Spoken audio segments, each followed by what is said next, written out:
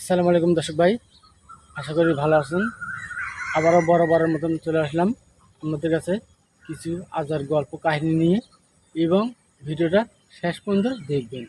এবং এক আজার মেয়ে ছিল 60 জন, 60টা মেয়েকে বিয়ে দিতে হবে। সর্বপ্রথম যে বড় মেয়েটা, সেই মেয়েটাকে বিয়ে দিতে পারছে না, এবং বিয়ে দিলে বান্ধব ওই মেয়েটার জামাই এক রাতের মুরত 2 রাত কখনো টিকাতে পারে না, এবং সঙ্গে সঙ্গে বাসর ঘরের ভেতরই সাথে সাথে ছেলেটা মারা যায়। এই নিয়ে আর্যতে অনেক গণ্ডগোল এবং হই হাল্লা শুরু হয়েছে, এবং ওই দেশেতে ঢোল পিটে দেওয়া হয়েছে।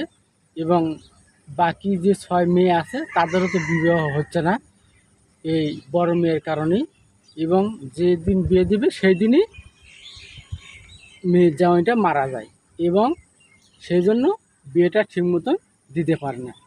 তো তাই দেশের ভেতর অনেক গণ্ডগোল বাজে গিয়েছে, এবং ঢোল পিটে যখন দেওয়া হয়েছে দেশের ভেতর যে আমার মেয়েকে যে বাসর ঘর থেকে যে বার হতে পারবে তাকে এই আর্যের অর্ধেকখান নিকিয়ে দেওয়া হবে, এই কথা বলে আর্যের ভেতরে ঢোল পিটিয়ে দেওয়া হয়েছে।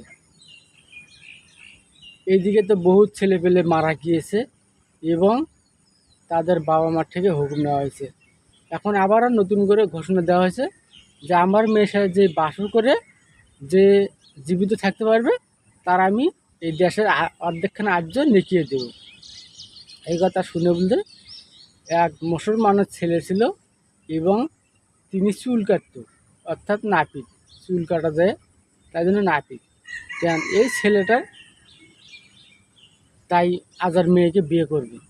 এখন যেই ছেলেটার বাবা মা শুধু তার ছেলে একটা, মেয়ে সন্তান নাই, এবং তিনি কিন্তু আদরেরই সন্তান।